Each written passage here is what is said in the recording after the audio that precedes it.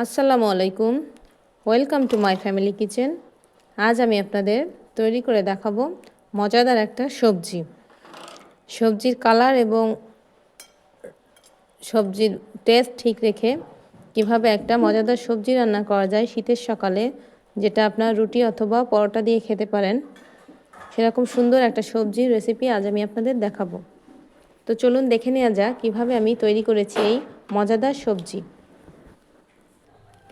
প্রথমে আমি কিছু সবজি নিয়েছি, গাজর, আলু, শিম নিয়েছি, ফুলকপি নিয়েছি। আপনারা চাইলে আরও অনেক শীতের অনেক সবজি আছে, এগুলো নিতে পারেন। সবজিগুলোকে আমি খুব ভালোভাবে ধুয়ে পরিষ্কার করে নিয়েছি এবং পানিও ঝরিয়ে নিয়েছি। এখন আমি সবজিগুলোকে সেদ্ধ করব। প্যানে আমি সবজিগুলোকে নিয়ে নিলাম।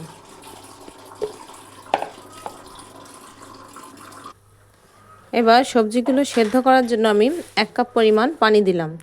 অনেক পানি দিব না, অনেক পানি দিলে সবজিগুলোর কালার নষ্ট হয়ে যাবে।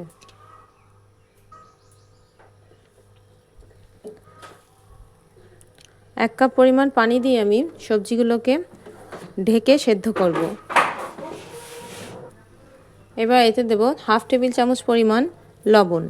প্রথমে অল্প লবণ দিব, পরে দেখে নিব যে লবণ কম বেশি হলে এটা দিয়ে নেওয়া যাবে। এবার আমি এটাকে ঢেকে দেব। এখন আমি ঢেকে সবজিটাকে সেদ্ধ করে নেব। দেখেন সবজিটা অনেকটাই সেদ্ধ হয়ে গেছে। এটা সেদ্ধ হয়ে গেছে, এটা আর হালকা পানিও আছে, এটা আর বেশি সেদ্ধ করা যাবে না। এখন এটাকে আমি নামিয়ে রাখবো। একটা প্যানে আমি 2 টেবিল চামচ পরিমাণ না 2 টেবিল চামচ পরিমাণে একটু বেশি তেল দিলাম। এবার এতে দিলাম পেঁয়াজ কুচি, 1 টেবিল চামচ পরিমাণ রসুন বাটা,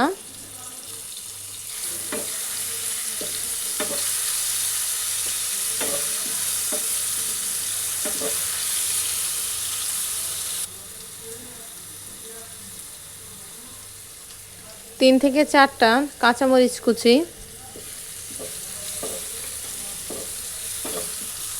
হলুদ গুঁড়া।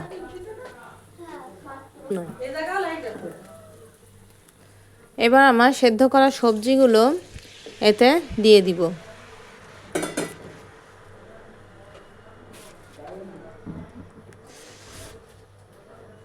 এখন সবজিগুলো দিয়ে খুব বেশি নাড়াচাড়া করা যাবে না, তাহলে সবজিগুলো শক্ত আস্ত থাকবে না।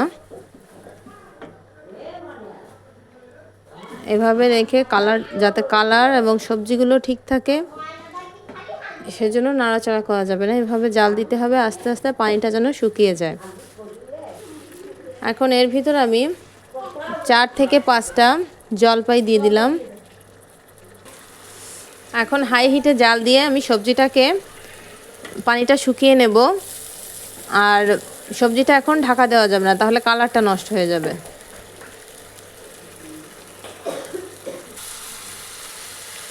দেখেন পুরা পানিটা শুকিয়ে গেছে। এখন এটাকে আর জাল করা যাবে না। এখন আমি সবজিটা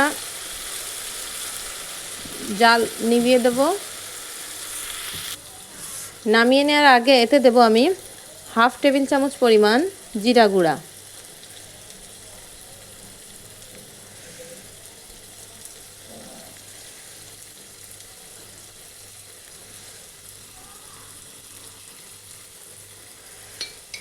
তৈরি হয়ে গেল আমার মজাদার শীতের সবজি। আশা করছি অবশ্যই ট্রাই করবেন, ভালো লাগবে, এবং ভালো লাগলে লাইক, শেয়ার এবং সাবস্ক্রাইব করতে ভুলে যাবেন না। আজ এই পর্যন্ত, আল্লাহ হাফেজ।